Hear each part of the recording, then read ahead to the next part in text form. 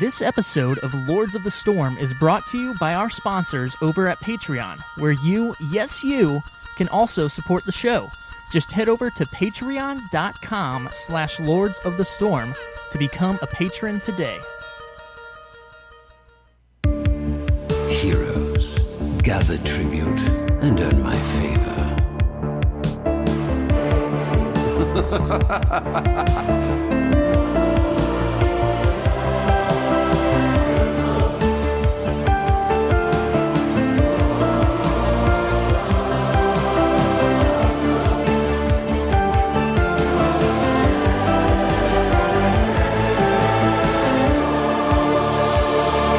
What do you say?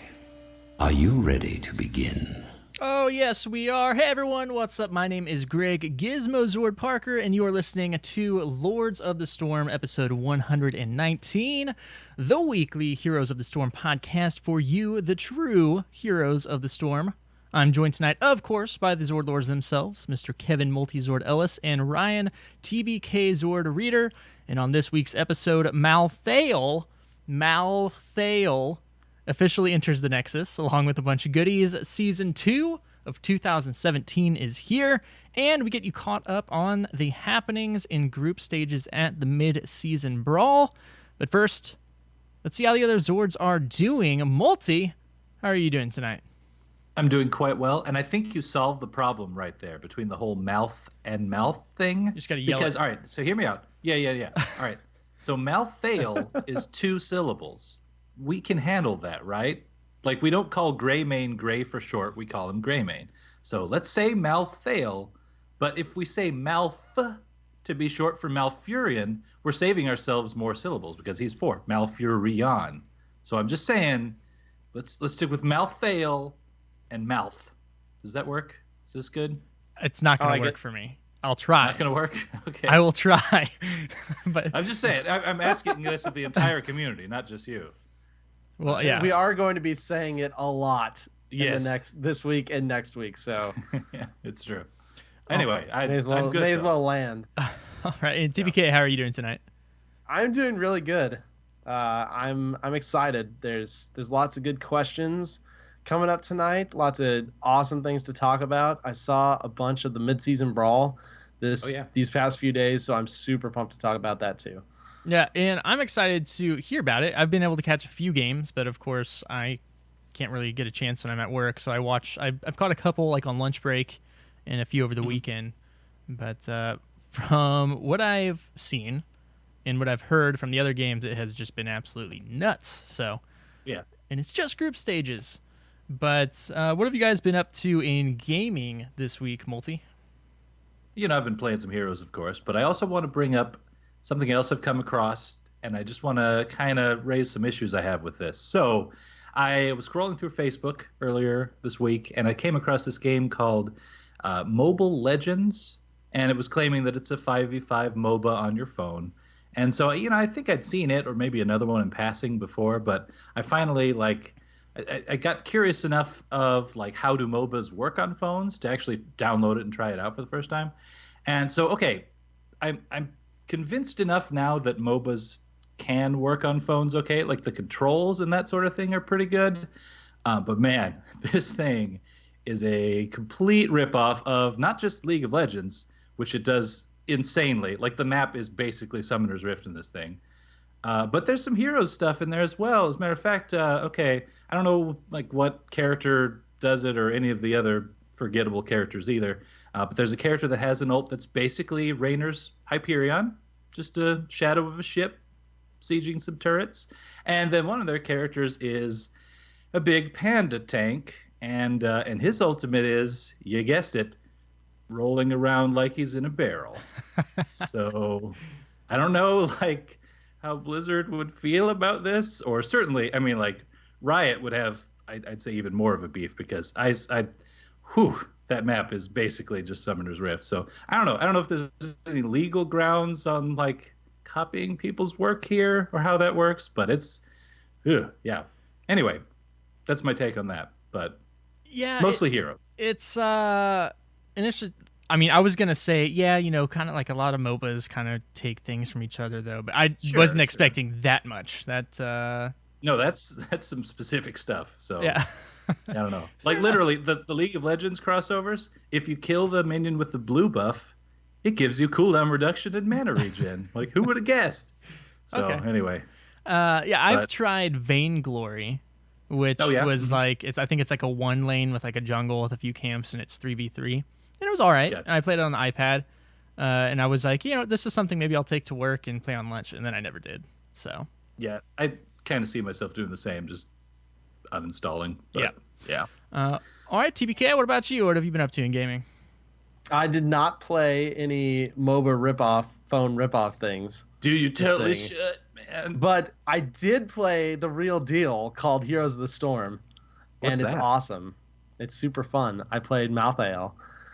And what else did I do? I played him.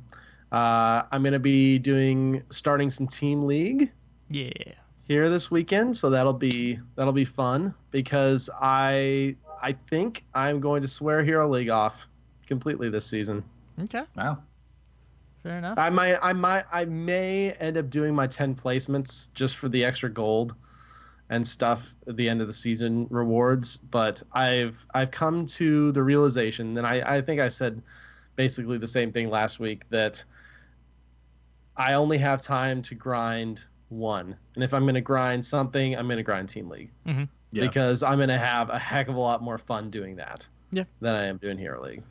Fair enough. Fair enough. Well, myself, I didn't have a lot of time gaming this week for the first half of the week.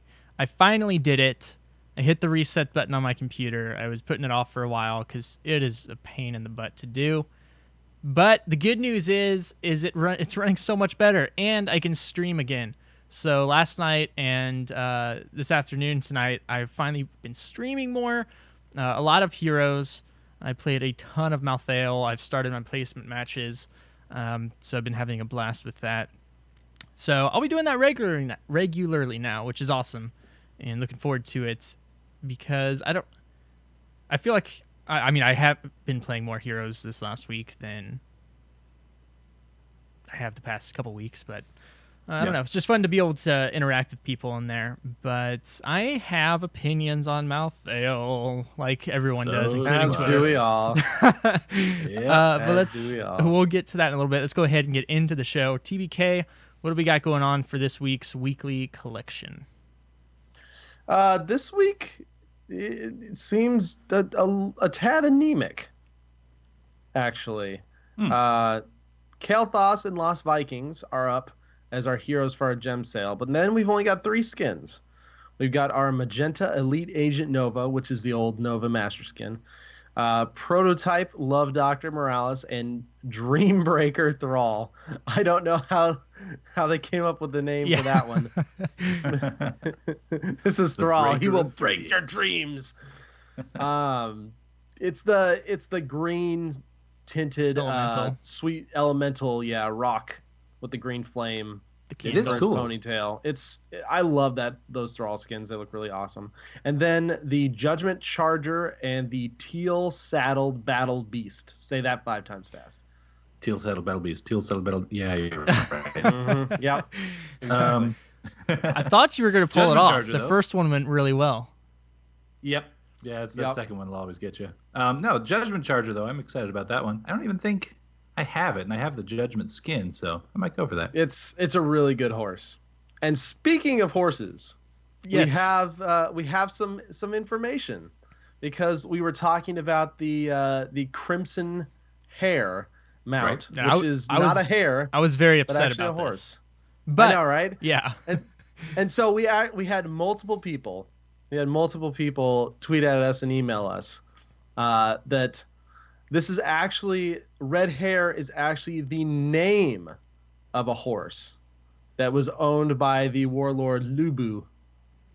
Yep. Who lived in the Eastern Han Dynasty. Yeah. And so it's a kind of a tribute, a spin-off, and which makes a lot of sense because it came with the Oriental Arthas skin as well with that. So there you go. It's the name. Apologies, Blizzard. My Some bad. dude named his horse Red Hair. Yes. Maybe There you go. the horse had red hair. Maybe it was supposed to be spelled Redhair, and it just got translated wrong. Like the game of telephone. It's just so old. They looked at the scripts, the old manuscripts, and they were just like, red hair. That doesn't make a lot of sense, but I guess it was the horse's name. They probably had the same reaction we did. This isn't a rabbit. Oh, well. Yeah.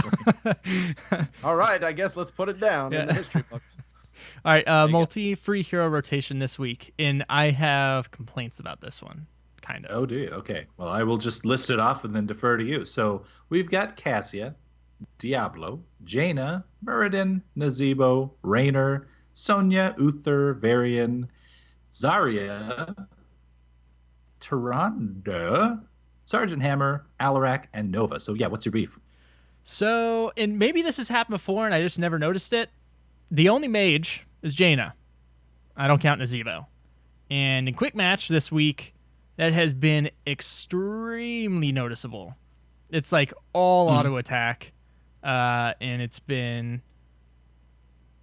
pretty rough in some compositions. So I don't know. Has that? That's kind of true. Yeah, I feel like typically there's more, at least two, but maybe it's just what people are playing this week. Because I've been seeing a lot of Thrall, and Thrall's not even on here, so I don't know. But yeah, get your auto attack and practice in, I guess. See what heroes you like. Or your characters that counter auto and then attackers. play Cassia, Cassia to counter all of them. Yes. All of them. All right. And Nova has been making it a little tough on Malthael in certain comps as well. But let's go. Have you been playing Nova? You freaking turd. No. Why would I be playing Nova right now? It's not like Malthael is super paper-like or easily susceptible to long-range sniping. You turd. Why would I do that? All right. Well, let's go ahead and get on into the news.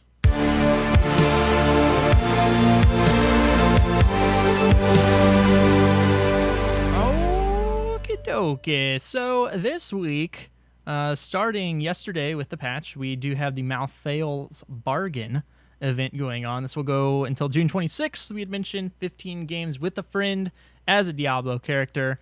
We'll get you the Ghost Kerrigan Wings in Diablo, and then Leoric's Phantom, and one epic loot chest in Heroes of the Storm. So, this 15 games seems like a little much for just Diablo characters. Yeah, it's very specific this time around, which is a little. I was intrigued because I thought this would have been a really good opportunity to maybe make a bunch of the Diablo characters, or maybe even all the Diablo characters, free to play for like a week, or something cool like that. But if you look at the free rotation, let's see, there's 3, 4. There's only 4 Diablo characters. This is probably part of why we're seeing so free much rotation. of them. In fact, the last game I played right before this show, the entire enemy comp was pure Diablo heroes. I think it was like Diablo, Butcher, Cassia, Karazim, and Li Ming. So, yeah. Anyway, just a thought. Yeah. But I started playing last night, and I looked at my quest thing, and I've got, why do I have 1 completed? And then I realized it was just Diablo characters. Yep. Yeah. Because this is the first time we've had that specific of a thing around it. I mean, it makes sense. It's Diablo themed. I feel like we've had a WoW one before. We had the Warcraft one before. Yeah, did we have the Warcraft one? Warcraft characters. Oh, that's right. You're right. When that's like when Varian came out. Yeah. I think, yeah. You're right. There are a lot of Warcraft characters. That is very true. And to be fair, there's a pretty darn decent amount of Diablo characters now. But it's just something to, in case you didn't catch, because TBK didn't catch it, I didn't catch it. I don't know if you did multi. But that would be why. Mm-hmm. So keep your eye. It is just Diablo. Yeah.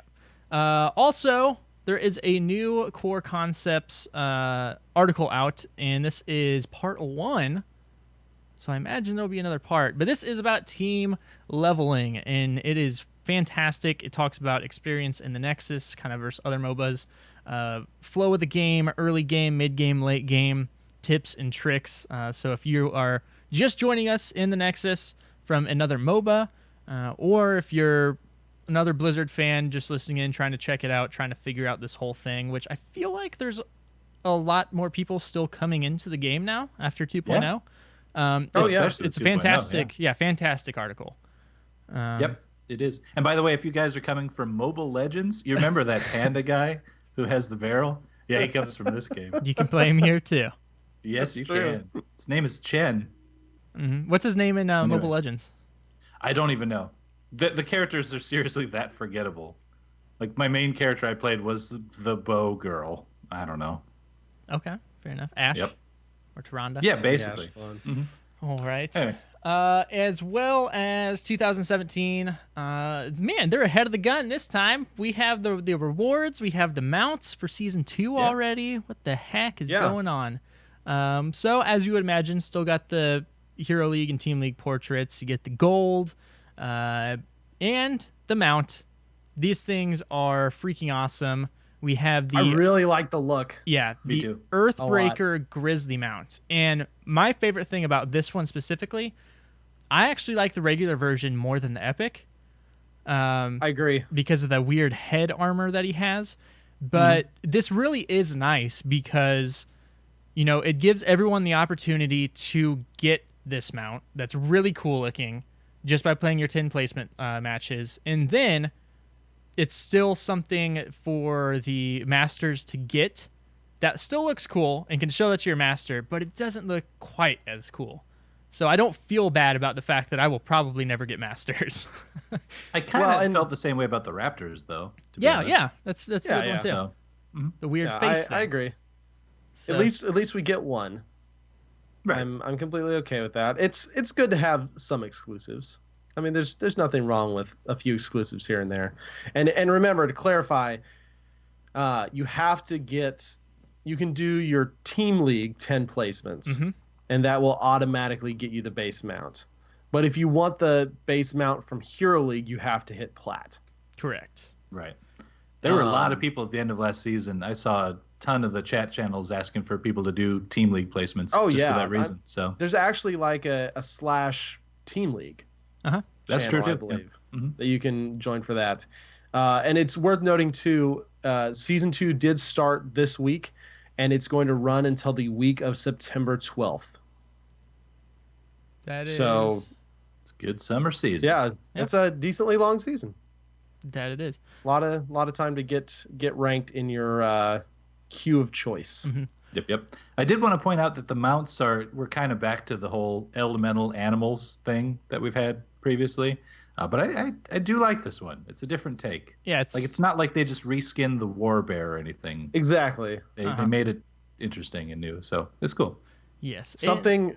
Oh, go ahead, Greg. I was going to say the other big change to come out of this are to Team League here. So, and we kind of mentioned this, that they were going to put these into effect, but they are going to make it for two-player parties.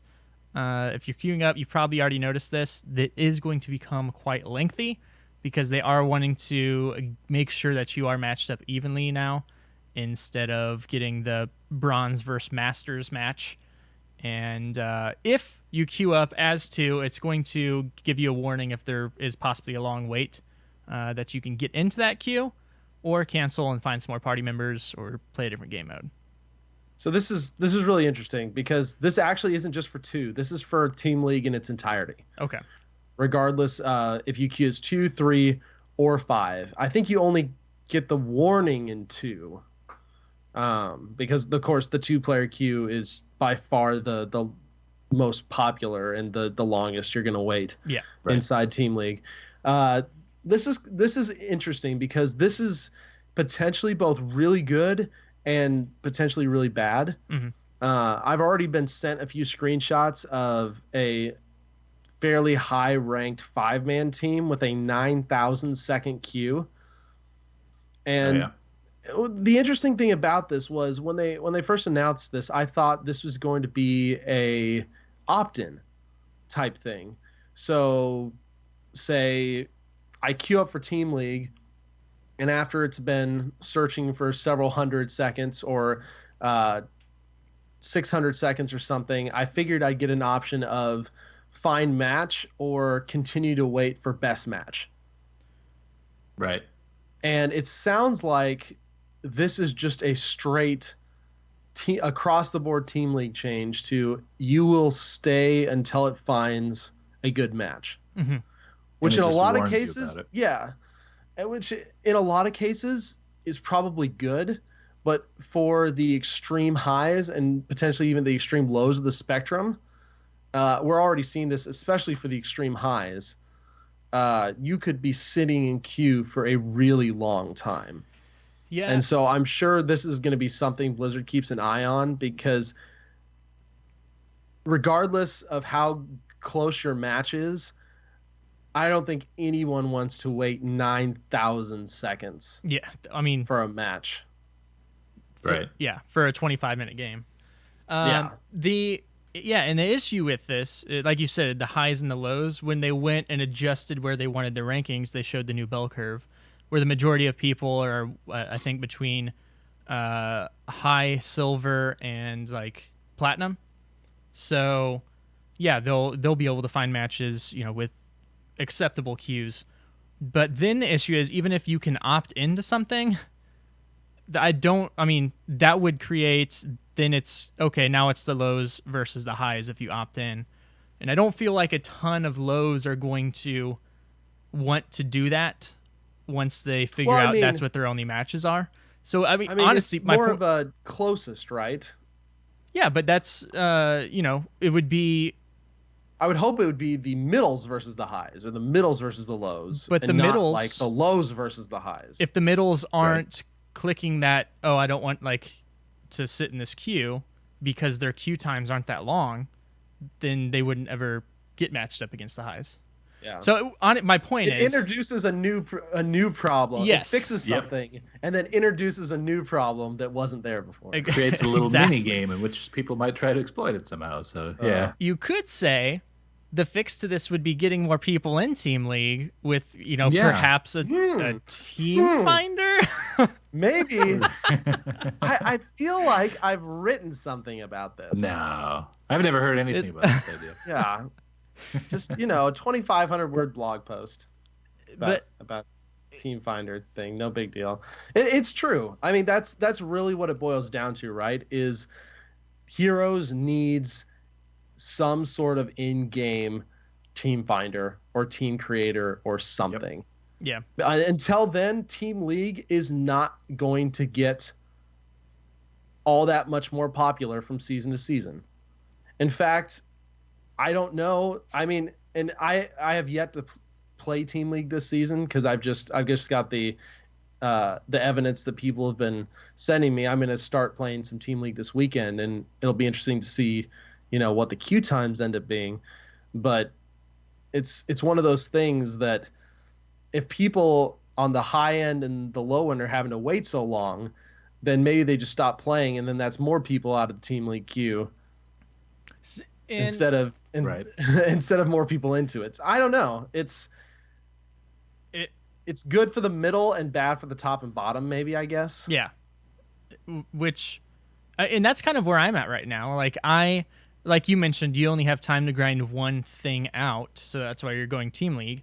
For the same reason for me, I'm going Hero League, and then I'll still play Team League, for fun and stuff, but it's not, and I do take those games seriously, but I don't play with a group enough for that to be all right, this is what I'm going to grind out this season.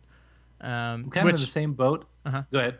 I was going to say, which hasn't been the case for me in Hero League either these past couple seasons, but I'm already ahead of the curve. I started my placement matches on second day of season, so I'm hoping to get a decent number of games in.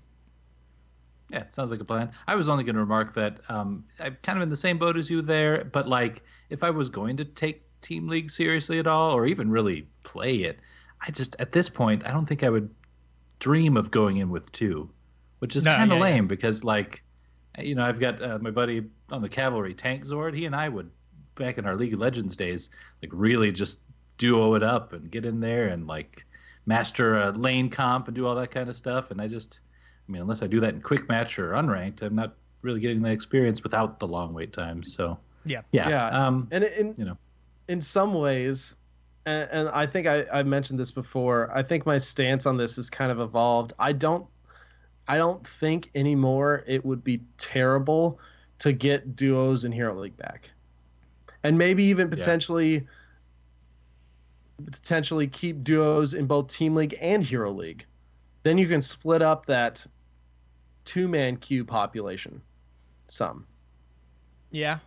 yeah, I don't know. But I Or do that and then have the option to queue for one or the other. Or I'll queue for whatever. Like, just help out the system. Get me in the match as fast as possible. maybe even if match. you queue as a two-man, That's it'll interesting. queue you in Team League or Hero League, depending on where the need is. Yeah. That's Who knows? kind I don't know. Who knows? And there's a lot of different ways you can do it. Nothing's going to be perfect, but I just think Team League needs to be more of a priority than it feels like Blizzard is giving it. I just want to see more features for it. Mm-hmm. And I want to see more ways to put teams together and that type of thing. And we've been asking for this for quite a while. Yeah. And my hope is we see something at BlizzCon.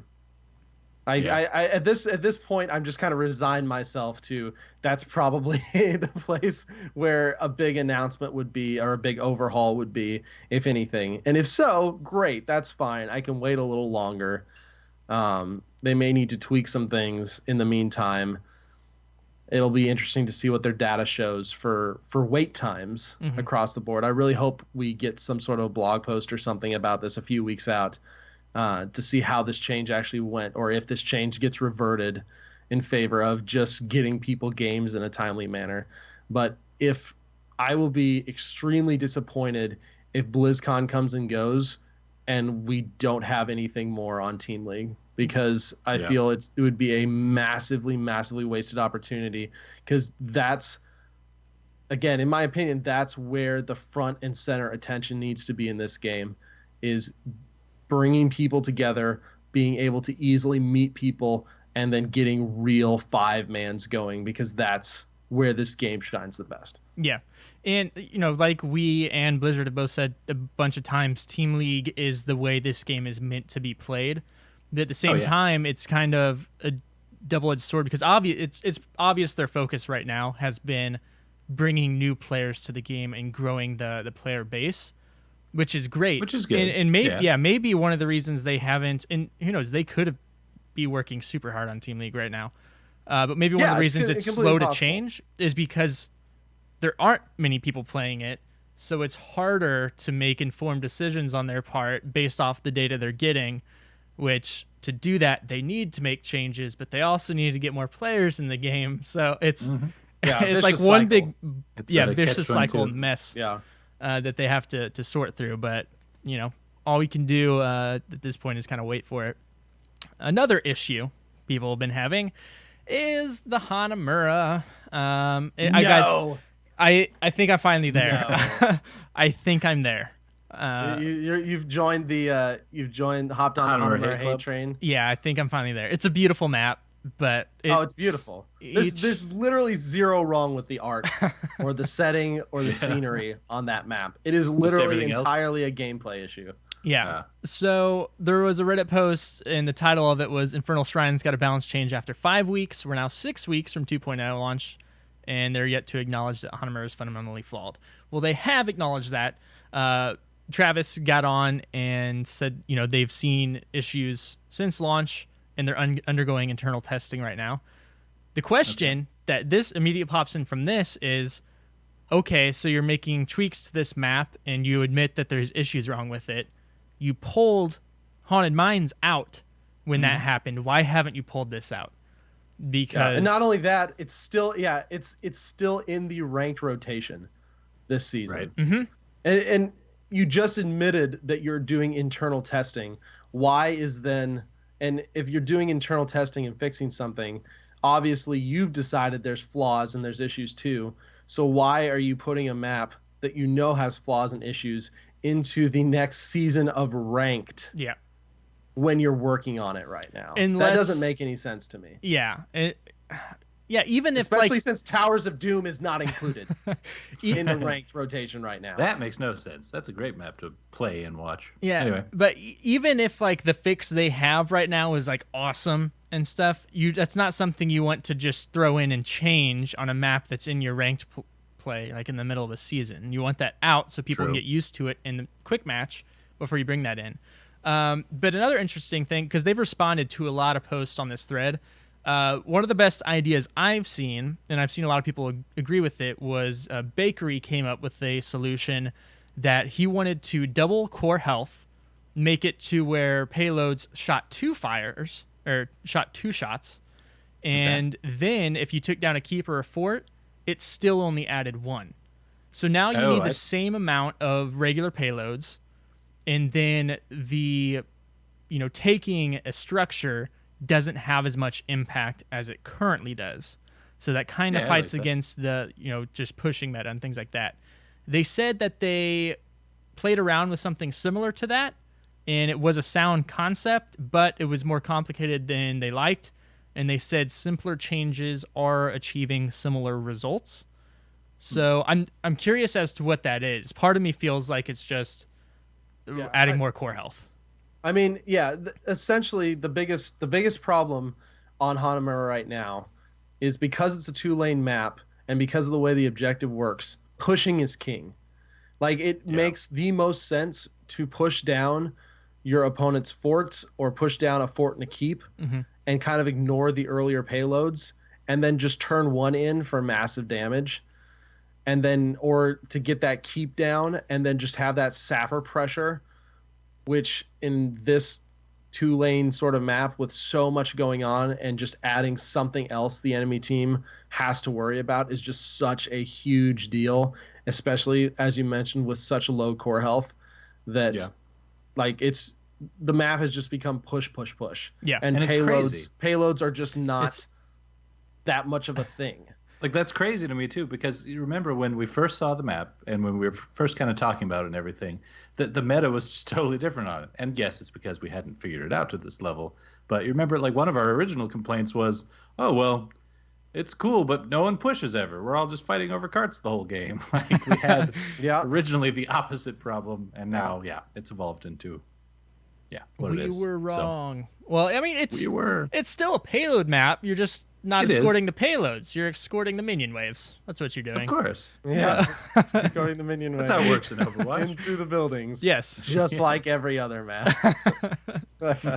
So, yeah, we've had payload maps on this in this game for a while. So, again, it'll be interesting to see what changes they have there. I don't understand why they didn't take it out of rotation. Maybe because it's new and shiny. Head scratcher. But I mean, I can understand that part of it too. Yeah. Because there's a lot of people who worked really hard on this map, and so there is a little bit of that like feels bad man moment of, you're this awesome new map that we worked on for 8 months. We're gonna pull that now. Right. No one's gonna play it because it's not very good. Mm-hmm. I understand. I understand that completely because there was a lot of time and effort that went into it. But I still agree at the same time, if you are working on fundamental fixes because the gameplay is flawed, I don't feel like you should put it in the next ranked season that's going to be going until September. That is the bigger issue. If you want to keep the map like in gameplay, fine, but the ranked thing is the head scratcher. Especially if the map is going to change midway through the season with the new changes. Right. That's going to be a little weird. Yeah. Weird too. I will say, I do still like this map more than Garden. It's I think it's reached about parity. For you? Oh wow, that's rough.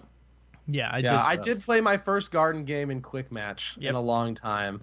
I was just like, oh, Garden, I didn't miss you. I played Garden today and I played Black Hearts today, and I actually had a good time on Black Hearts. I never had a huge problem with Black Hearts. I know people have their issues with it, but not me. I don't know. It's fine. It's a very PvE oriented map for sure if you're coordinated enough to make it so. And Right. I know they had said that they were making changes to Blackheart's Bay. I wasn't paying close enough attention to see if there were any. So I'll have to I go haven't back seen any because I think they were patch wanting to notes kind of necessarily. combat that. Not that I've heard of. All right. So as we talked about, Malthael, he's out along with a bunch of other goodies, which I forgot to mention in my gaming this week. I started out with loot box opening celebration, and I had I opened 27, I think, and got 4 legendaries. I re-rolled. I spent about 10,000 gold, but my first legendary was Malthael, so I didn't have to buy him, which was super cool because I almost bought the bundle, and then I was like, you know what? Wait, I'll just wait till after Just I open wait. these chests. Yeah, I did and the then I same. got it, and I got a skin for it, and then I got 2 of the new Sylvanas skins, which are amazing, and the Sir Merkalot skin. The only skins I didn't get any of the clouds, which I'll craft. Oh, the Don't worry clouds about are it. so cool. I know.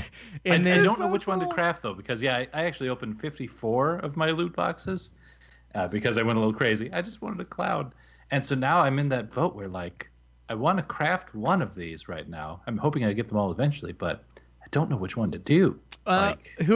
I crafted Happy Cloud. What's your You main did right Happy? now, Multi? What's your main character? Oh, probably Li Ming. Then But okay, so I don't want to base it on that though, because like, oh yeah, there's the color scheme and all that. But I feel like it's kind of like we talked about when we first discussed these mounts. I feel like I'm sending a message by having this, and so like we've got need all 3 of them because it's more of a like yeah. this is my mood yeah, right now, not necessarily the character. that's true. yeah, I need all because- 3 eventually. But Yeah. what do you start with?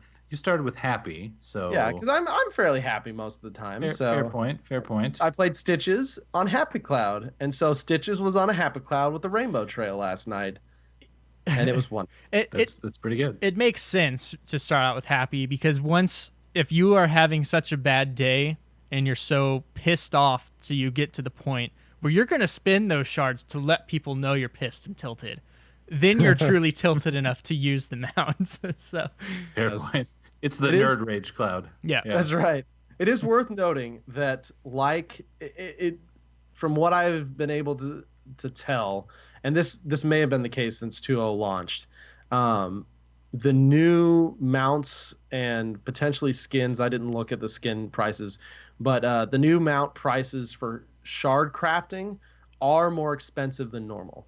So normally a legendary takes 1,600 shards to craft.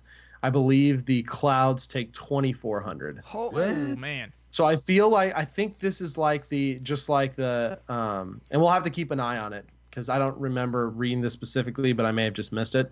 Like how Malthael's 15k gold or the new heroes are 15k gold for 2 weeks and then they drop. Yeah. Oh, yeah. I'm assuming that for new craftables it's the same dealio Makes sense. because the murky skin I think was one of the epic murky skins is like 600, and aren't epics normally 400? Yeah. To craft. So that's what I'm assuming, and then after that initial like exclusivity period, right.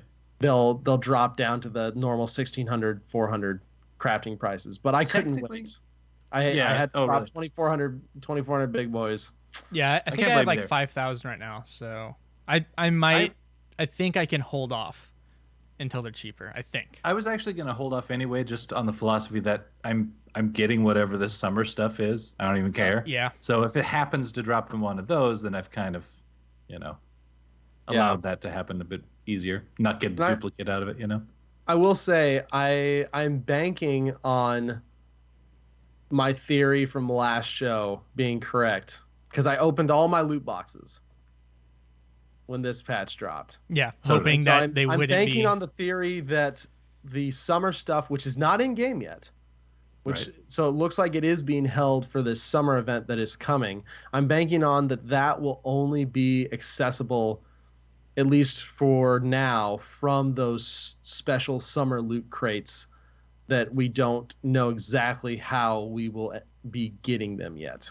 Yeah. But if we do earn them through leveling heroes, like we can kind of do now, I totally have been patting my heroes to not level, but be close to leveling on Let's do each it. one.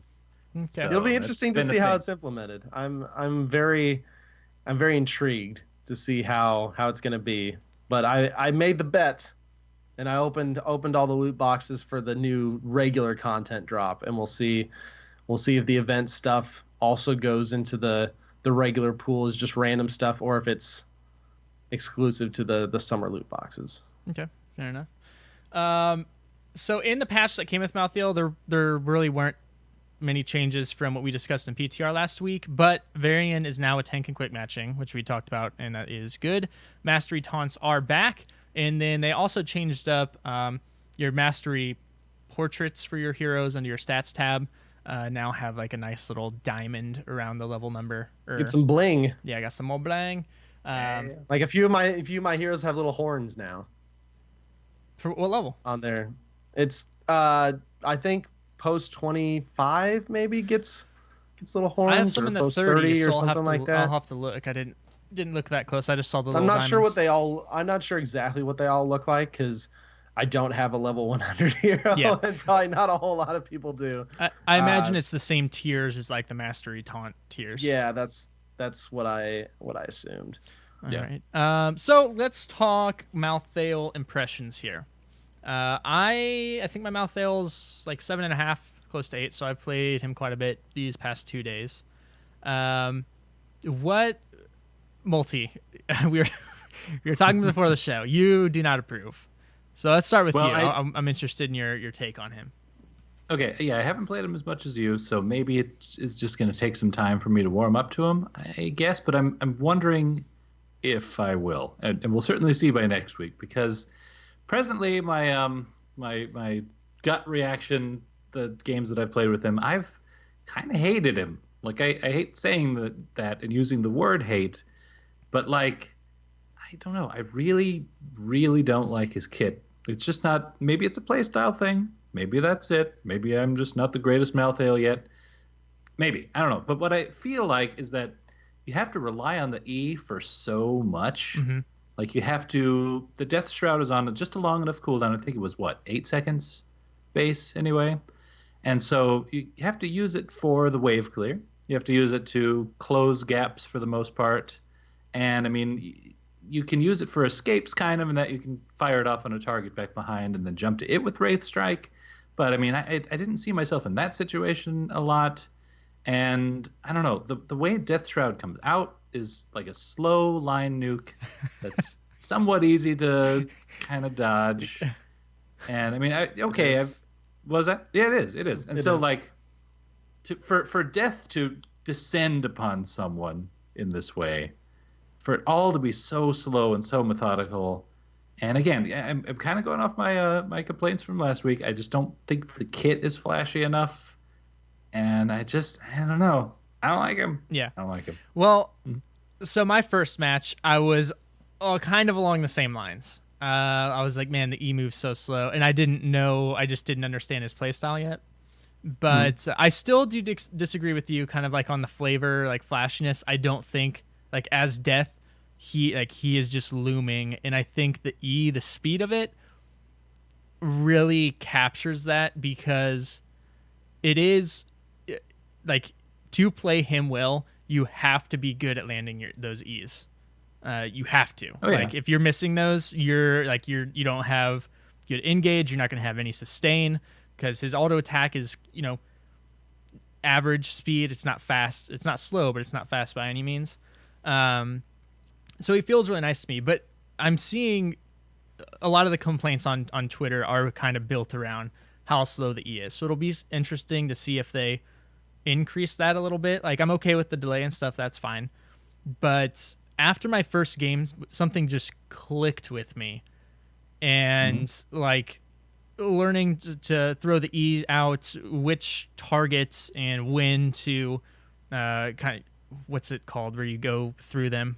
Wraith Strike? Yeah, Wraith Or Strike. jump in? Yeah. For the body, like insane body blocks, and then depending on what targets you're hitting, getting the crazy sustain. Like I've had some crazy team wipes just because I line things up perfectly, and if you don't line them up perfectly, you're gonna die. So I've had a lot of luck with him. He is not a good quick match hero, because if you do not have anyone beefy on the enemy team, you're going to struggle. If you do not have a healer on your team, you're super going to struggle. Oh, yeah. And that's a lot of quick match. So, you get those games where it's duo tanks and you have a healer. Have fun. It's going to be awesome. Fun match. But it can be rough. TPK, what are your thoughts? Yeah, no, I completely agree with him not being a quick match friendly character. Yeah. He is extremely comp dependent. And not only extremely comp dependent, extremely enemy comp dependent as well, which is one of the first heroes I think that I could say that about him needing both to really, really flourish. I think in the current meta, I think he will have a place because double frontline is fairly common right now. There is a lot of melee characters right now that are played as well, and so that he does excel against other melee characters. And in a draft, you could actually choose that. And make he him the trades late very pick. favorably. He's not going to be a hero that you're going to pick early in draft. Mm-mm. He is going to be a post second ban phase type hero probably. He's a lot of fun. I will completely agree. I absolutely love the kit. It feels very death like to me. He takes a lot of getting used to though. You have to know your limitations. You have to be very good with your E. Yeah. Because yes, it is. His E is extremely, extremely important. I do wish it was on a little bit of a shorter cooldown. If I could change one thing, I definitely would change that because it's just so integral to doing his stuff. Because you can't use your Q or your W until until you have your trait on somebody. But he's a pretty good solo laner. He has very good wave clear. If you hit your E right and you can get 2 Qs off on the minion wave, you can solo or you can trade with pretty much any other melee fairly favorably. But he is a lot squishier than I initially felt like he was going to be. Because there's a lot of times I'm fighting somebody, it's just like, dead. And those are sometimes ranged characters. I had a heck of a time with a Falstad and like a Vala. Yeah. Just kind of... If you miss your E against a ranged character, Back you out. are pretty much screwed. Like you cannot really favorably trade with any ranged character. That has any sort of movement speed, and that's one of his biggest weaknesses is in this fairly high mobility meta. He does not have a whole lot of mobility. You have to have your trait on the enemy hero to actually even be able to use your W. And as much as they talked about using your W to escape, I found there's not a ton of situations where your W actually can be used as an escape. Yeah, it's kind of what I was saying. It depends on what heroes you're going against. Like a Thrall, it can be a great escape for avoiding the wolf. Just like going back to him. I'm just talking about retreating backwards. Yeah, backwards. Because very, very little times do I want to escape towards Thrall if I'm... escape towards the enemy hero. I've used it for escape several times. That's all I'm saying. To like dodge skill shots and that sort of thing. But as a true like backing out, fleeing escape, I mean, your one option would be to use your Death Shroud to slowly target some minions back in lane and jump to them. But I mean, by then you're dead because you're paper thin. Yeah, and he has a level 1 talent that's kind of an escape-ish type thing. That's true. The movement speed thing. I've actually found, and I don't remember the name of it off the top of my head. I've actually found myself gravitating towards that because it's on it's like 20 or 25 seconds cooldown. Yeah, it's a fairly low cooldown. You get 4 seconds of movement speed, and it allows you to move through other units, which is extremely powerful because that keeps you from being able to be body blocked in by something. I actually had a Braxis game where I was a Stitches, and I would pull their mouth IL in to my area, and he would use that to just kind of float out, and it was extremely frustrating. So it's got a lot of uses, and I've actually found myself taking that over either of the other two most of the time. But he's fun. I do really enjoy his kit. I feel like they nailed the whole like slow, methodical, plodding death thing. Last Rites is really fun, but it's so freaking precise, and it is. It kind of annoys me a little bit how precise it is, because from what I've been able to tell, you literally have to Last Rites has to make the killing blow for you to get the cooldown reduction. No, it's quest. just enemies killed while under the effect of Last Rites. Yeah, it does typically not Last always Rites work like that. Oh, really? Well, then if that's it could be the wording on Last Rites, but if it's is supposed to work like that, it is definitely bugged. Well, and there have been several times where I've thrown Last Rites on and he has been killed before the actual Last Rites proc goes off, and I do not get any quest completion. Are you 100% sure you cast it? 100% Because I have had issues to where I have cast it, the thing goes above their head, and then something happens to where it doesn't go off.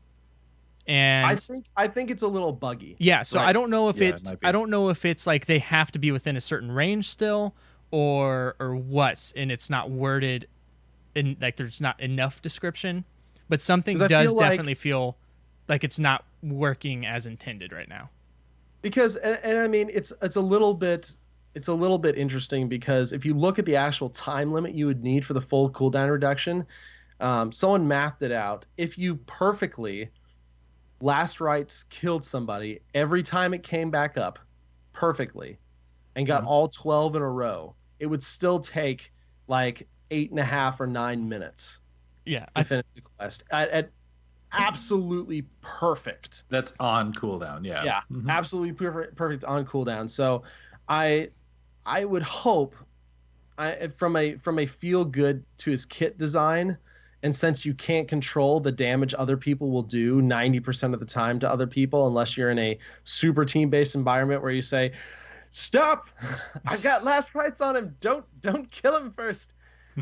I would hope that Last Rites will count for you as long as he dies 2 Last Rites or within that 2-second window while Last Rites is applied. That's how it should work based on the tooltip. That's how I feel it should work. It doesn't feel like it's doing that every time. So there might be some bugs in there. I haven't had any of those issues with it, but even like the quest that takes a long time to complete to get 12, it's not a quest that like needs to be completed though, because you're still getting 5-second reduction. Yeah, it's not a quest you should expect. So yeah, I think the most I've gotten is like 7 or 8, which is still like it's quite a darn bit of reduction, and like it's pretty useful.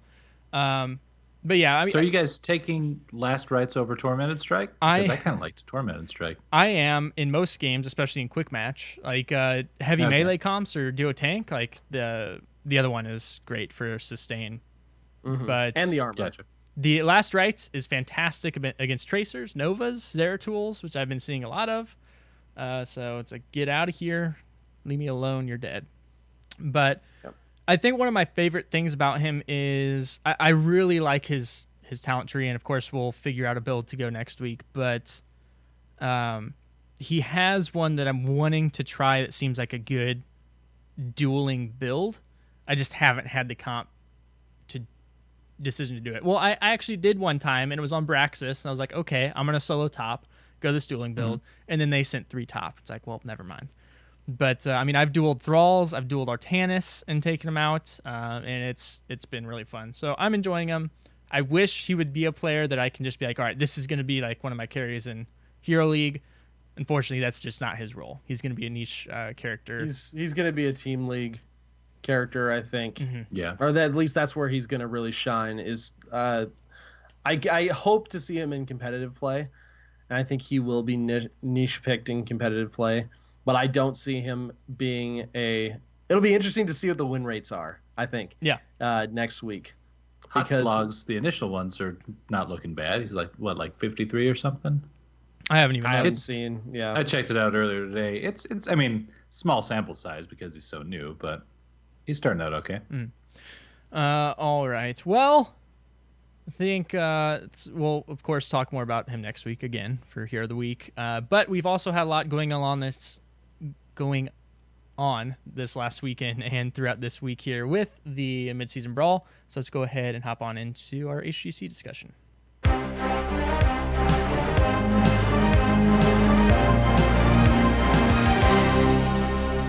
All right, TBK, what do we got going on over in the good old Heroes Global Championship? the HGC. The HGC. That's right. Yep. So before we dive in, it was just announced recently on stream during the midseason brawl. If you remember back a few weeks ago, they opened up a big voting thing for people to vote on different teams for these all-star show matches they're going to be doing this weekend. They announced the teams for that and the results of that vote. So the West is it's going to be tough. West team, it's going to be tough. Vanilla from Nomia, Hamtaro, June, Glaurung, Mane, and Schwimpy will be representing the West. And God Dog, Xingxi, NSJ, Nobleze, Mary Day, and Loli will be representing the East. Good luck, West. Yes. Good luck, West. And so I think there's going to be a few of these show matches. I think only one of them is going to be like a straight on regular game. And I think they said they were going to do some fun things or some weird things or something for some of the other show matches, some weird rules or something like that for these best of threes. And so who knows what those will end up being. But that is a very impressive. I would not want to play that East team. No. Yeah, Nope. it's pretty stacked. It's pretty stacked. So let's move on to the midseason brawl. It's been now going for 5 days. We had matches both Saturday, Sunday, Monday, Tuesday, and today as well. And this was all group stage matches, finishing up and setting up for this loser winner bracket phase that's going to start this weekend. So, let's just get into the results of that. If you are still watching or you don't want spoilers, skip ahead a little bit. I'm just giving you fair warning right now. So, Group A, our top four, MVP Black came in first place there. Fnatic, Roll20 Esports, and Nomia. So, huge thumbs up to Nomia. That's really cool seeing one of the minor regions make it through the entire group stage. Mm-hmm. And they played really well too. Yeah, they played really well. So big grats to them. And then on the Group B side, and this one was a lot more interesting. There was actually like tiebreakers and all sorts of craziness going on with Group B. E-Star ended up finishing first. Team Dignitas beat out L5 in their best of one tiebreaker to gain second seed. L5 in third place, and then Tempo Storm ended up beating Soul Torturers in a best of one to secure their fourth seed. Mm-hmm. L5 really crazy though, being third place. L5, that's crazy. That's right. That's kind of crazy. Well, Dig took him out 2-0 at one point. They have not those. performed near what people thought they were going to. Yeah, I mean, this is the team that was still like for 6 months after BlizzCon or whatever, didn't drop a series, and then they dropped a few, I think, in the first half, and obviously they're falling off a little more. But it's really awesome to see a team from the China region. Yeah, I mean, Korea. I must say, just watching from all the stuff I've been able to watch of this I think is the closest skill parity that we've ever seen. Mm-hmm. Across all teams? Across all teams in an international tournament. And remember, this is the best of the best from each of the regions. And so that doesn't necessarily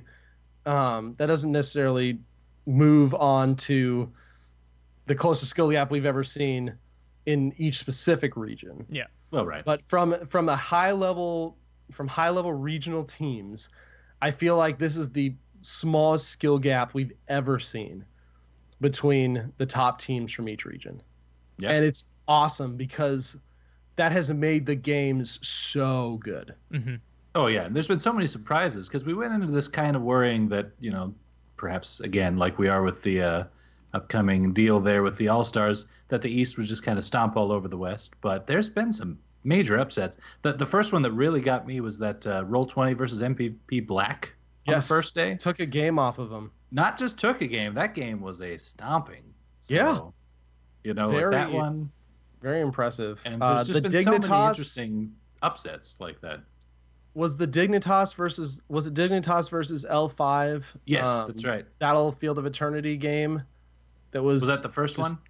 I think it was the first one. It was absolutely ridiculous. It was an amazing comeback. Because they were super down. And like it looked like they were out pretty much. And then they just came back. And then game 2, they just had a commanding lead for a good majority of it in their own way. So, yeah. Yeah. Super fun games to watch. So many good series. But the series that took the cake and that is going to be my go-to just point out for literally the best heroes I've ever watched, and I feel like I'm completely okay in saying that, was the series between E-Star and Soul Torturers.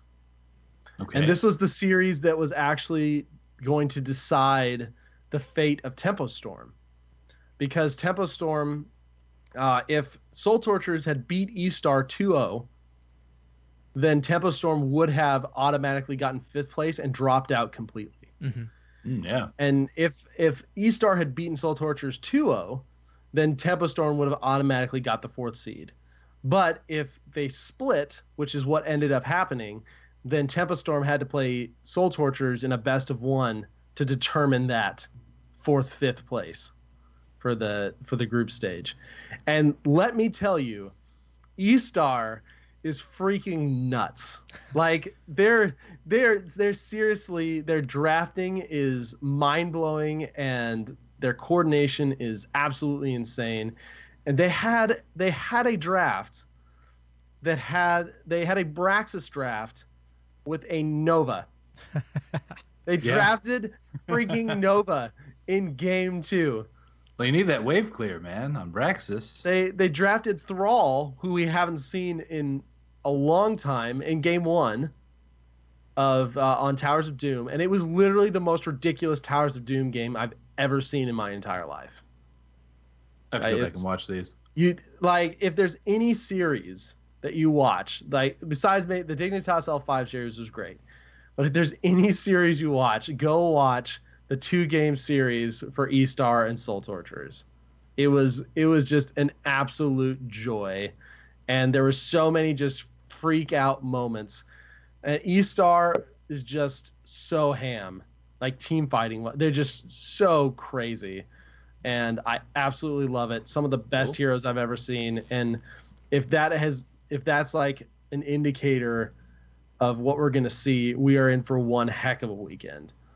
Agreed. Excellent. I've got to say too that I really love the format of this opening group stages. The round robin was really cool, just to see all the teams be able to play each other. And honestly, the 2-game sequence was kind of cool because I mean they worked out the scoring system to where if you 2-0 someone, you get 3 points, right?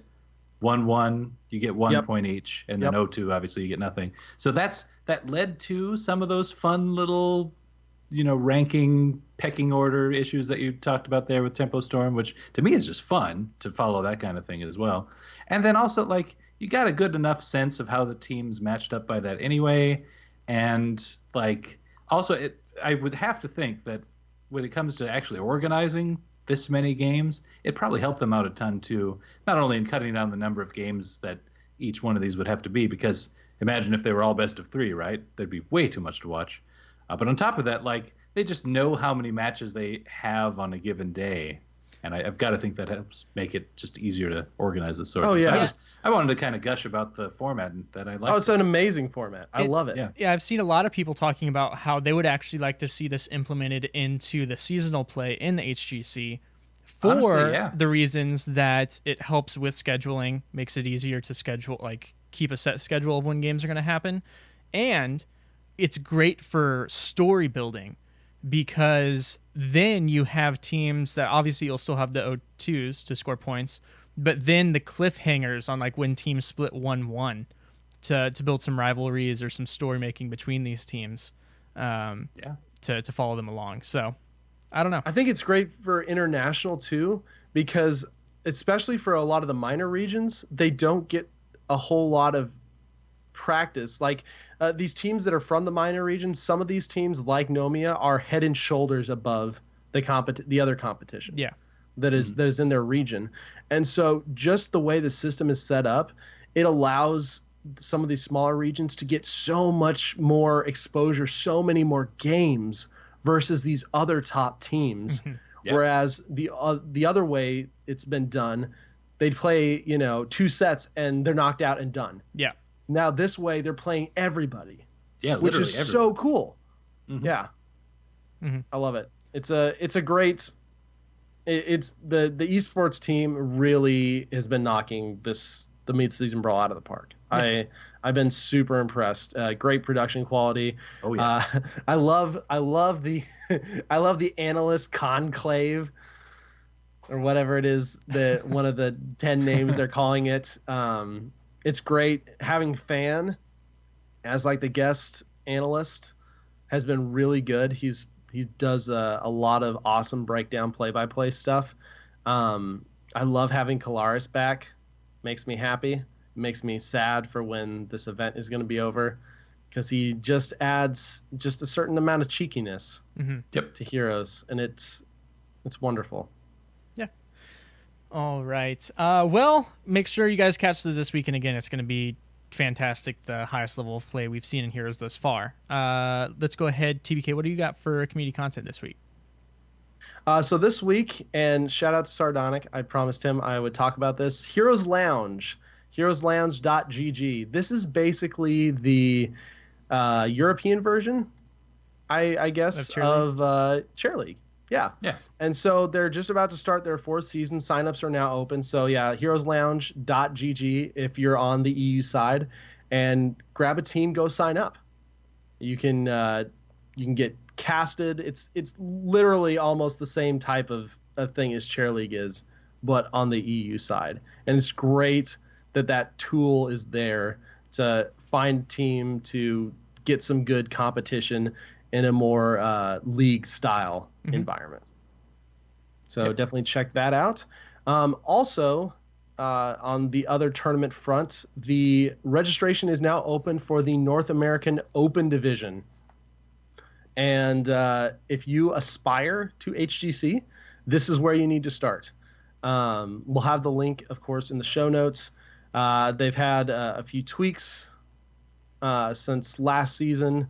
It should be really good, and if it helps you, or if it helps motivate you, one of the NA teams took over and is in the HGC now, and 2 of the EU Open teams took over and are in the HGC now.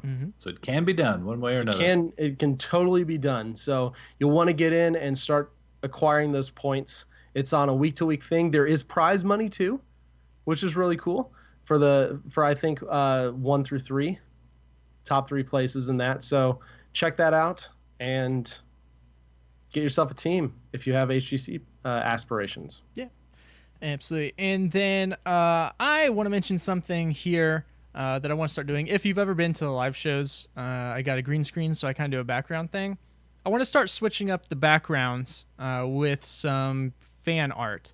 So if you or somebody you know does fan art and has done some cool Heroes artwork, or really anything Blizzard theme, because that's what Heroes of the Storm is, let me know, and I'm going to be changing up the background for the live show every once in a while. So just shoot me a message in Discord, Twitter, any of those places, and we'll get that happening. Guys, we have time to get to some emails this week. And I'm Yes, super finally excited. do. we might be able to finish all of them for once. Yes. So let's go ahead and hop on in. All right, Multi. So first up, we have a nice little clarification in our visas discussion from a few weeks ago. Why don't you go ahead and read that off? Yes, this comes from Archives. Correct me if I'm pronouncing that incorrectly, but otherwise, no. This is great. This is the kind of clarification we need. It's clearing up the whole visas issue with some of these teams. So, Archives writes, "Hey Lords, just wanted to give some input regarding the continuing visa issues that have primarily affected Chinese teams, but also Latin American teams attempting to travel to global championships. Let me begin by disclaiming I have no direct contact with any players, and I'm basing this off of posts on Reddit by affected players and a general understanding of the international travel system.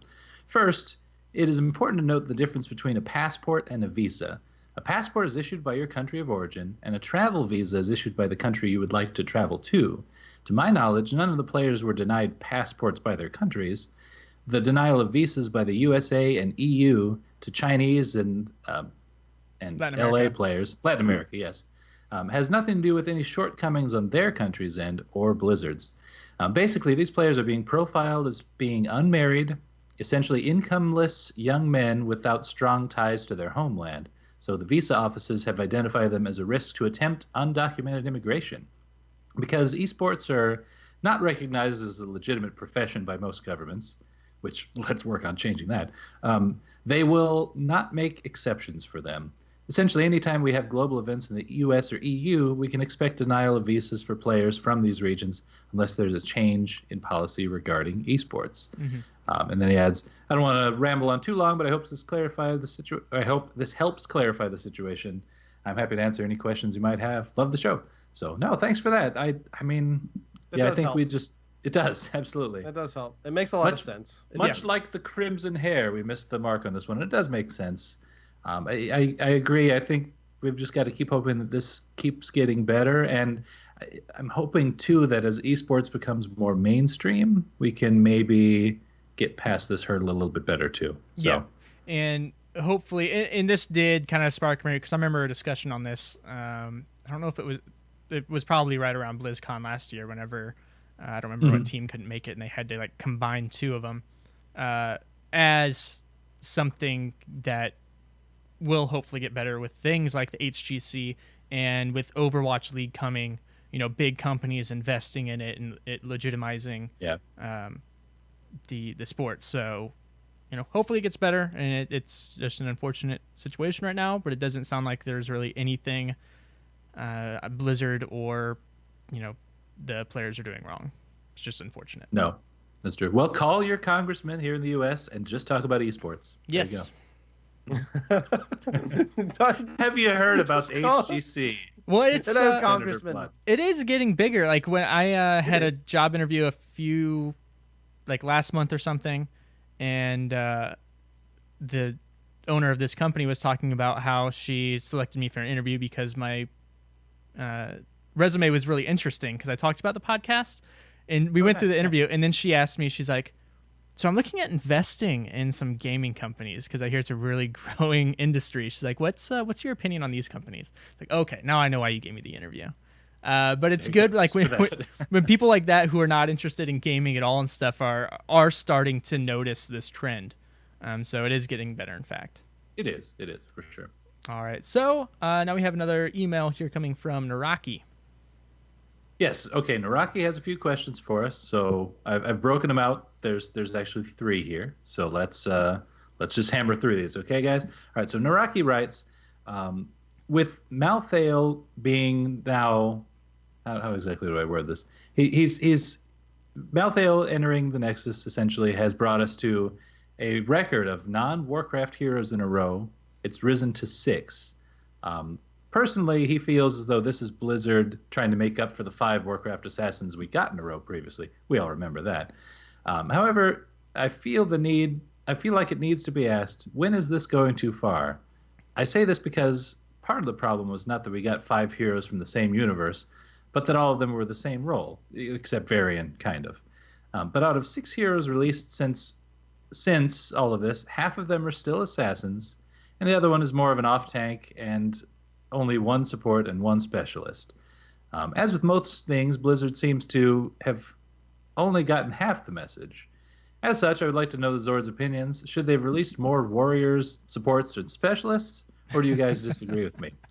Um, I have lots of opinions on this. okay, lay into it then, by all means. So first off, I mean, it's a little ridiculous. We can't have it all the ways. We said no, Blizzard. We don't want more Warcraft people, and they're like, okay. And now it's just like we want more Warcraft. We want more Warcraft people now. They've addressed this before. Like they have. Yes, they have. They're not necessarily choosing what order the heroes come out. Yeah. They have a set It just they're working happened on. like that. Yeah, and it's whenever that hero's ready, it's the next one. So they may be working on 5 other Warcraft heroes right now that are slated to be coming out soon. But Exactly. it's just worked out to where these other non-Warcraft heroes are ready sooner. So that's Sure. And they're thinking about the roles as they come up with these two. Yeah. Like, here's What we would need fit a in the lane game right pusher now. now. We need a sustain tank, etc. So, what were you saying, TBK? I do have a problem with that end though, because Okay. we were promised more support heroes last year. they're just not They ready. said, yet. sorry guys, for only like releasing Ariel or something. Right. I think there might have been 2 last year, or Ariel might have been the only one. I don't remember. They said off the top 2. of They my said one at in a least long 2 time. this year. head. I thought there was more than 2. I thought it was more than 2. several. I thought it was like Hey, 5 or something. several can be 2. Or is that Kind of. Is I this think 3? Several is at least 3. Regardless, we're almost halfway through the year and we've only had Lucio. And I feel like of all the things, this game is hurting for supports and main tanks right now. Yeah. We haven't had a new legitimate main tank in forever. Since It's been Since so Varian? long. Taunt Yes. variant. Probably since Taunt Varian. I'd go there. Yeah, and probably since Taunt Varian is, and he's kind of a multi-class, so he's a special deal by himself, anyways. Right. So I feel like we need some more legitimate main tank kit tanks, and then we need more supports. Yeah. I mean, and supports, and this is the time where I want to get someone from Blizzard on the podcast and just ask them, what is the plan with supports? Like, what is your end goal? What are you trying to do with supports? Because we've had so much mixed message type stuff on supports lately, with cleanse getting removed off of Malfurion this last patch, but nothing really to compensate for it as far as a cleanse type mechanic Well, goes. Moonfire, dude. Well, I mean, yes, Assassin Malf OP. You know, Yeah. we'll get that out of the way first. But I mean, that he's a support. He's not yes. supposed to. I don't want a double support meta. I don't want my supports being assassins. I want my support being a support and have some cool utility stuff. Give him cool utility stuff and take away some healing power, whatever you need to do. But cleanse has been such a staple of supports and such a playmaking ability or play saving ability that allows the support player to kind of stand out and be able to make big plays of their own, that it just feels like we've really gotten mixed messages from the support standpoint from Blizzard over the past 6 months on what they ultimately want support to be and do. Mhm. And we just don't have a lot of viable supports right now. I mean, you don't see a ton of different supports play. You see Malf. This is from mid-season brawl wise. You see Malf, and who knows if we'll see him or not post rework or post changes. You see Rhaegar, because he's got cleanse still, and then you see Tassadar, because Who's back? Tassadar got buffed ridiculously and works extremely well in certain comps, and Uther. Mhm. That's pretty much it. We don't hardly ever see Lily or Brightwing, or we like Lucio from that. You see from some that, Lucio. from that one base health or base heal number from 3 to 2, he just like dropped off of the face of the map. Yeah. You still see him a little bit, but we don't yeah, hardly it's ever rough. see him anymore. It's crazy. And I can't even like, and Morales, you don't see hardly any Morales either, except for usually niche cases on like Braxis, and then you do see some Ariel. Mm-hmm. And But this I is mean, all playing in. it's not a huge support pool. No, it really isn't. And I think it's playing into the issue that we've brought up on the show a couple times now of how this just has to be hard to design new supports in this way. Because in the end, like, I mean, you have to first make the decision of whether or not it's someone that throws out a lot of heals. And then you kind of have to come up with like an innovative new way to deliver those heals in order to make it interesting. Like, I'm thinking again about like Mercy from Overwatch versus Lieutenant Morales. Like, if we just brought Mercy in right now, the stream heal would just feel like Morales, and it would be kind of boring, right? So, like, I don't know. I feel like support probably is the most challenging role for them to make heroes for. And I'm not trying to defend them necessarily and say that, I mean, this isn't. I'm not trying to make excuses necessarily, but you know what I mean. Like, that has to be why we're getting the slow drip feed of them. To me, anyway. I agree. Like, I feel like probably support is one of the hardest classes or types to design. Mm-hmm. I can completely understand because you have to balance the utility and the healing and the damage from some of them, and we've seen iterations of that go through, like with Ariel doing a lot of damage at one point, like with Lily going crazy on damage builds in dual support at one point. Rhaegar doing silly amounts of damage at one point that led to like 4 subsequent nerfs. So I mean, you've got to balance that too. But I'm just from as a player and as a support main. Yeah. Like, I feel my options right now are just extremely, extremely limited in what I can play that will really help my team out. Because I don't feel like I can play Brightwing. Yeah. I don't feel like I can really play Lily or Medic that often, depending on the comp. I feel like I'm forced very much into this tiny subsection of an already tiny pool. Mm-hmm. So I really hope they're thinking about this and that they've got at least another 2 supports to come this year that actually are full-blown supports and not like the necessarily Tassadar Tyrande type.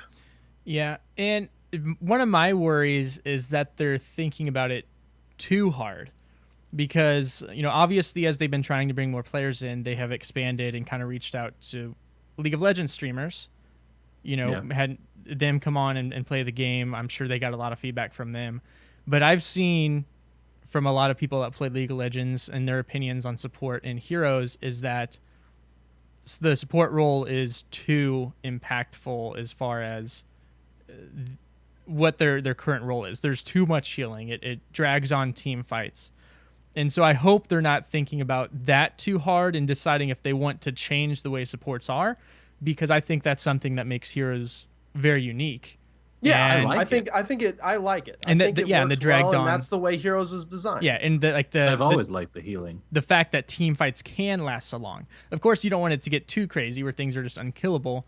But I mean, if you shorten up the team fights because of support feeling like they have too big of a role, then the game times are going to become even shorter and shorter. So, and I don't think that would be a thing because I don't think they're trying to be like League of Legends, obviously. But it feels like in who is it? League supports is so much less impactful. Oh, I mean, they're not healers. So much more boring. Yeah, I think that's where a lot of that came from. Yeah, I mained support in League, and it was you get your little gold per second dagger, and you just set wards down and maybe get a stun off, and God, I hated it. I don't even know why I mained that role. Anyway, well, so I like the healing personally. Always have. But Lord Amnesia in here said that they were saying 6, or he's pretty sure that it was 6 supports they were saying were going to come out this year. So if that's the case, Either they're doing one of two things. Or we're gonna get a lot of supports in the back half of the year. Yeah, it's one Hey, of guys, two maybe- things. They're Go either ahead. really struggling with what they're wanting to do with supports, or they're just trolling us and going to be like, "Oh, here's a support pack coming out, and here's like 3 support heroes." Oh yeah, Yep. which Well, if they I'd did- actually be okay with at this Yeah, point. honestly. Just bring it on. Honestly, no, it'll be like that string of Warcraft assassins Naraki's talking about, but with supports. Yep. 5 supports in a row. Let's do it. All right. I'm good with it. I'm good with it. I'm good Anything too. that gets me more supports, and specifically a space goat, and Anduin, and Ysera. There you go. Top 3 new supports right there. That's what I want. Sounds good. Sounds All right. good. So for All right, second so part, second question. All right, so this is still Naraki, and here we go. My second question has to do with mastery taunts. In the patch notes released yesterday, this email came to us, last week, I think? Yeah, last week. Yeah. They said that they are coming back. Personally, I've never had much of a problem with them because I was never that much into most master skins. In his opinion, very few are good. But he understands where people are coming from when they complain about them. His proposed solutions are the following: animated master portraits that will show off during the loading screen. That's kind of cool. Special mastery taunts / dances, or mastery Hearthstone animations. While they're similar to taunts, I feel like these would be a better trade-off since they're not a self-stun to begin with and are mostly passive like master skins were. Anyhow, I'd like to know what you guys think. So yeah, the portrait idea was kind of cool. yeah, And I like the other ones. Yeah, for I sure. like the portrait idea. yeah, Yeah. And definitely. the Hearthstone is something you would see all the time too. I During B steps. Yeah. I really love those because the special dances and stuff.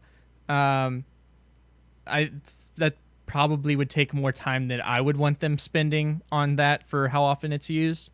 Maybe. But the portraits are something I've always thought would be cool at the loading screen because I understand their position on not wanting that to be seen in the actual draft.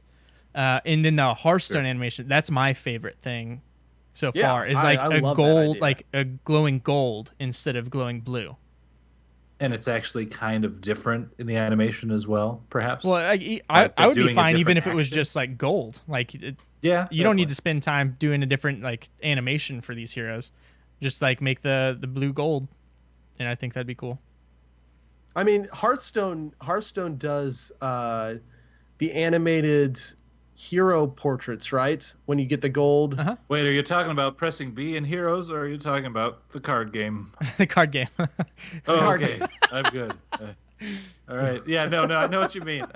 Yes, they do. After Yeah. 500 wins in ranked, you get the golden portrait edge, Yeah. and then your animation So changes I a little on think- there. So yeah. I love the idea of a hero's portrait like that. Mhm. The kind Yeah, of the moving, cool little, like Nova's hair blowing in the wind. There's something on gold bordered master portrait. With cool little sparklies. Like actually on your screen, like bottom left corner Or No, in the loading. in the loading screen. Well, how about in the game too? You've got your own little. Like, portrait. oh yeah, I mean, Could be sure. fun. Let that be a portrait. Let that be a portrait that I could actually put on my profile too. That'd be awesome. Sure. yeah, because you like just another point with the Hearthstone animations. You could, people complain about, oh, taunt's a self stun right now. I don't want to stun myself. People B step, so you can B step and get that gold trail going behind you. Yeah. That's an easy way to, Yeah. to taunt and show your mastery. Although that might take away from the fact that they want you to self stun yourself. I don't know. I love But all I those think- ideas. I think it boils down to self-stunning is not fun. And it's just kind of a generic-y little graphic that plays above your head. It's not specific to your character or your hero or anything. Not that it necessarily has to be, but Yeah. most people just don't ever want to self-stun themselves to show off. I personally still don't have a problem with the mastery taunts. I like them, but like if adding other things in, like I think these are great. I don't mind them. I'm just never going to use them. I don't mind I them, think but yeah, I will that's totally I'm not use going to it. use that's what them. it boils down to. I'm not going to use them, and I mean, I'm just okay with exploring more options for showing off your mastery with a hero, or Hmm. account level, or any of this kind of stuff. Yeah. I'm just cool with it. So, Yeah. but we've been talking about that for a long time now. Yeah. Remember when we were saying like maybe if you hit 20 on a hero, you'd get like a little glowing feature to your hero. Like, yeah, so it's been something they're certainly thinking about, but yeah, I think they can do more for sure. All right, so should I knock out the third question here? Yep. So finally, my third question is: would you guys be interested in the prospect of achievements being introduced into the game? I asked that on the subreddit and got shut down by people saying it was as bad of an idea as artifacts. But I think that with some tweaking to not interfere with team play, it could work.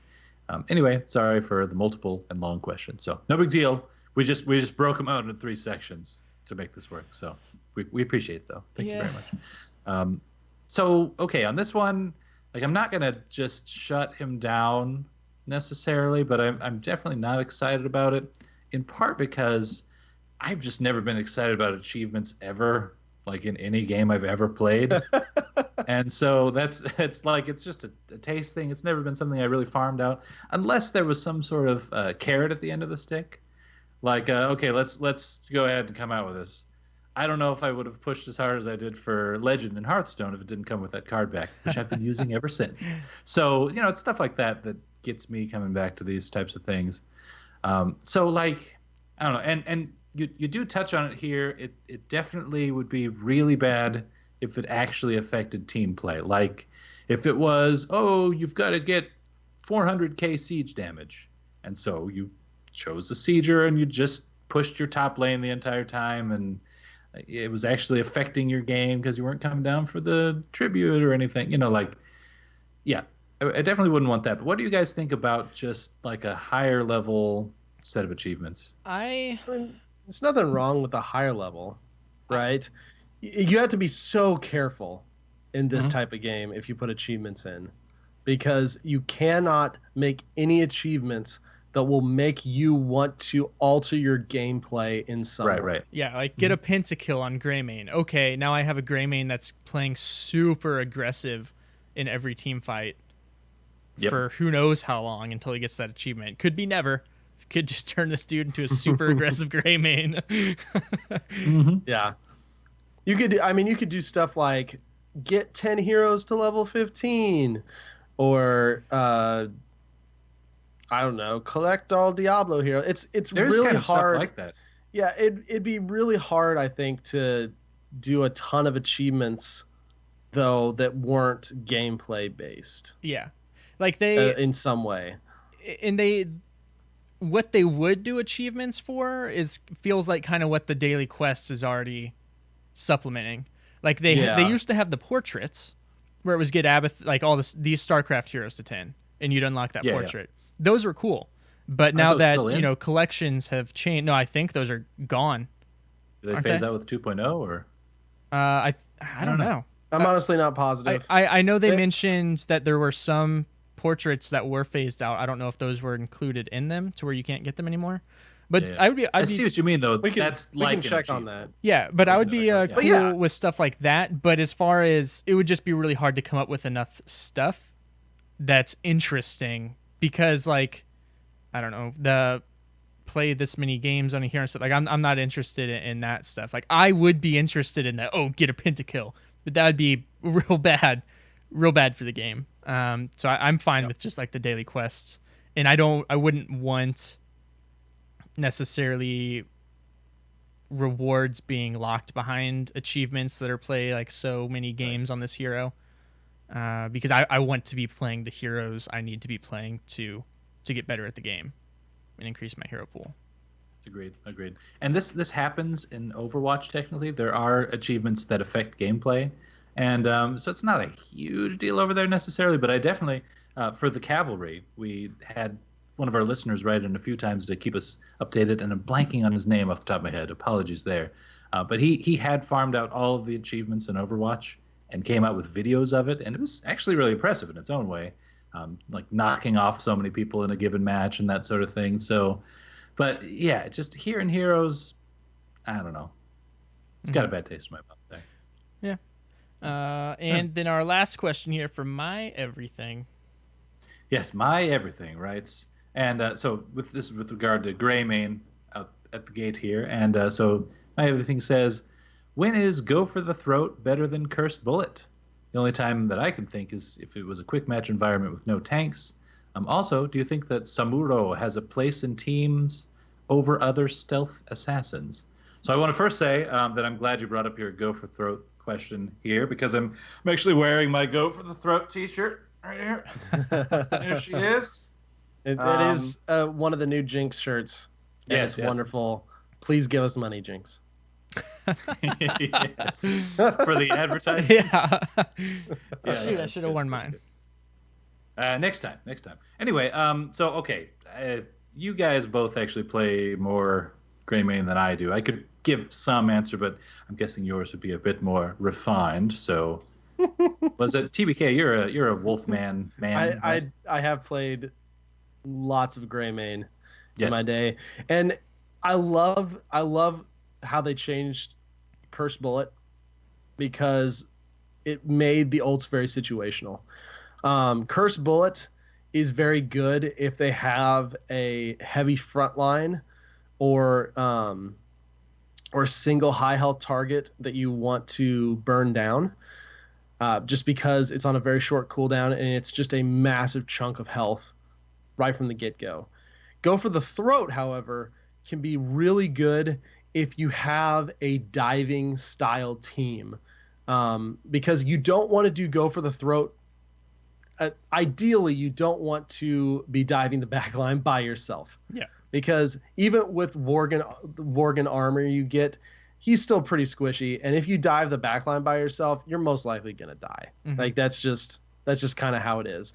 And so Go for the Throat is really good if they've got a few squishy backline targets and you have somebody else that can, someone or multiple someones that can follow the dive at the same time as well, like a Tyrael, any tank that's got if you've got like a Muradin or something that can jump in after you, that type of thing. You don't want to be the only person that dives in. And so if you can get that teammate or several teammates who actually have that kind of mobility or that dive capability, Illidan, although I don't know why you'd necessarily run Illidan Greymane on the same team, that's a good situation for Go for the Throat, because then you can go in, you can do big damage, and then you're not going to be just stuck there alone with the entirety of the enemy team. Mm-hmm. I agree. Greymane is kind of my go-to in Hero League at the moment. So I am finding myself, most of the time, I go Cursed Bullet, because there are a lot of duo tank compositions. But at the same time, playing solo, even if you have some other dive components, unless I'm super comfortable with it, I'll still go Cursed Bullet just because it's a good indicator of like, okay, kill that target because a third of his health just disappeared. The times you want to be careful are if like you're going against Zarya, Karazim, who else would I think? Different shields and stuff that can pop up to really mess that up. So then sometimes you might go for the Throat, especially if there's good lockdown. Also, if I have an Uther on my team, a lot of times I'll go for the Throat because either of his ults, either A, I'm going to be freaking unstoppable when I do jump the back line if I am the only diver, or even if he goes a stun, a lot of times that's a lot of damage on several members of their team to get them low. And then you go for the Throat and get those resets and finish them off. Or it takes out their front line and they can't react to you going to their back line. So it's really just going to depend on your team composition. But if you are playing, it's also going to depend on what you're playing. If you're playing solo, in my opinion, Cursed Bolt's going to be the better option most of the time. It's safer when there's no communication. So, I totally agree with that. For sure. Sounds good. Can I just say I'm glad we're just having this conversation about his ultimates now, because for so long Cursed Bullet just wasn't much of a thing, but it is now. And I'm super glad that I'm playing Greymane again because I didn't play him for such a long time, and he's freaking awesome and fun. It's a lot of fun. Super I fun. need to get back on him. Yeah, Yeah. I haven't played him in a while either. So As a shout out, Tempo Storm's Psalm has an awesome Greymane guide okay, cool. that you can go probably tempostorm.com or something, find out. Because Greymane is so much more. I read it. I learned so much. He's so much more nuanced than you would think. There's so much, there's so much that you can put into him to think about. On the when do I go in, like when do I poke? What is the situation for diving? Who's my target? That type of thing. Yeah, and then Well, he is kind of two characters, so Yeah. there would be a lot to it. Well, and then like one of my favorite things is not only when to go in, but then when to come out and what angle to come out for positioning on your Q to finish people off is like retreating to finish somebody off in a weird way, and it's super satisfying. But for the second part of this question, do we think that Samuro has Samuro. placed in teams over other stealth assassins? If you're talking about competitive, then I think Zeratul will probably be king of that for a while, just because of Void Prism. But in like team league and stuff, and I mean, obviously he's still, I haven't checked lately, but he's been up top for a super long time. Oh yeah. So yeah, I mean, he's great. He's in super teams. good. He's super good in quick match. He's super good in even Hero League. He can be super good, and Team League too. Because honestly, not a lot of people know how to play against him, and you kind of have to draft counters in some ways to him, which is why I think its quick match win rate is so high, because you just don't die. Like it's so easy to escape with him. And one of his ultimates is super high skill cap, but one of them is just a fire and forget type button too, which makes him that much more accessible. And both ults are good. You just have a super easy one, and then you have a super high skill cap one. Really advanced. So, yeah, he's extremely good, just because he's extremely good if there's no counters to him, which in quick match it's the luck of the draw is if there will be counters to him. He mercs really well, he lanes decently, so he's just good. But like Greg said, in competitive, you want that teleportation. Zeratul just has a lot more mobility than Samuro does, and he has Void Prism. Yep. I think for me, Samuro's just one of the scariest flankers in the game. Like I think it was just this week where I was playing on my Li Ming, and I had one that just had it out for me. It would pop out of the bush at the exact right time, and like just to see the three of them coming down on you and start ulting and close the gap if they need. Like, man, scary stuff. Just scary stuff. I'm a fan. For sure. All right. Well, that's going to wrap it up. We still managed to make this hour and 45, so we are Of course. good. Why not? Multi, where can we be reached at? Oh, we can be found in-game by typing /join space LOTS or Discord, which is sticky at the top of our Twitter. You can come chat with us there. The Twitter is @Lords of the Storm. We're also on twitch.tv/Lords of the Storm, live Wednesday nights at 9 p.m. Central. So come hang out with us. And if you want to check out our Facebook, facebook.com/Lords of the Storm podcast. You can email us with feedback or questions to lordsofthestorm@outlook.com.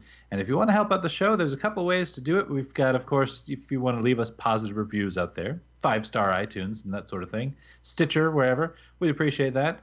And then if you want to help out the show even further, we've got our Patreon set up, which is patreon.com/Lords of the Storm, where you can give any amount that you just deem appropriate for what we do here on the show. It keeps the lifeblood of the show going. And speaking of those iTunes reviews, I do have, I think maybe a couple we haven't addressed yet. Did I just say addressed? Whatever. One was back in early-ish May by Corey K, just saying fun show. So thanks for that. And then It is also, a fun show, isn't it? It is. We have a good time. We do have a good time. And then the next one. Okay, so this podcast rocks is the title. And then the message from, it's a bunch of numbers. But anyway, it says, Kevin is an awesome dude. So are the others. So There you go. Fine, let's see how it Your is. face. Actually, no. I know who this one was because this is actually a Sam is his name, and he runs all the KC Firesides for Hearthstone out here. Oh, yeah. So that's awesome. This was at the hangout where I was with him. He was like, "Oh yeah, I'll check out your podcast. Here, I'll leave a review." So I was sitting right by him as you did. But thanks, man. Like that multi guy. That's right. He actually does a podcast himself on KC Firesides. So if you are a Kansas City Hearthstone fan or just Hearthstone fan in general, you might enjoy that. So shout outs to that. And I may as well tie this in now to say that I'm going to be at a Kansas City Fireside Gathering this Saturday, the 17th.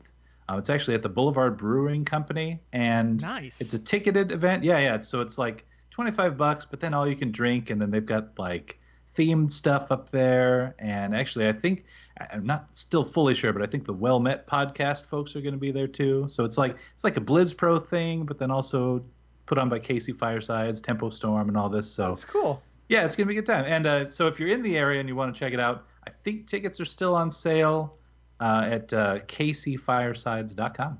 So Excellent. come join us. Yeah, and I'm going to say it's just because I haven't said it in a while, but really, really, those 5-star reviews on iTunes is like the number one thing that can help us out with visibility, just because of the way iTunes sorts podcasts. So I know there's a ton of you that ask how you can support the show, and there's a ton of you that do support the show, and we really appreciate it. But if you're looking for a super simple way, that is the number one way to do it. And I was going to say something else, and I completely forgot. But, Patreon. Again, just announcement, the next round of stuff will be coming out soon-ish here. But if you would really help me out, if you have not received your tier stuff yet, whether you're a current patron or just did it for a month or so on that tier, send me a message. It'll just make it organizing it a bunch easier for me. Patreon also just completely redid their website, so I'm having to learn to navigate that again. But we will start getting that stuff ordered. But you can also find us individually here. Find me Twitter, Twitch, Facebook, all the things at Gizmozord. Make sure to check out my stream now. I'll be doing it quite often, as well as Convert to Raid Presents, another Blizzard podcast featuring WoW and all Blizzard games at Tuesdays, 10 p.m. Central Standard Time. Multi, where can you be reached? Sounds good. And hey, by the way, the stream's looking good. Yeah, Just wanted to say. For sure. I'm on Twitter at Multizord, and I'm also occasionally visiting, but want to point you in the direction of our other show, The Cavalry, on Twitter at The Cavalry Show. It's all about Overwatch, and there's a lot going on in Overwatch now, so yeah, go check it out. And TBK. You can find me on Twitter at TBKZord and twitch.tv/TBKZord, where hopefully, as long as we get things going, I'll be streaming some of the Team League on weekends. Yeah. So that'll be fun. All right. Well, I want to give a special thanks to our patron producer, Ouroboros Zord, for helping support the show. We really do appreciate it. All right, guys, get in there. Try some mouth fail out. Prepare for next week. It's be very slow, methodical death. I guess scared me. We'll see you guys next week. Same time, same place. Bye.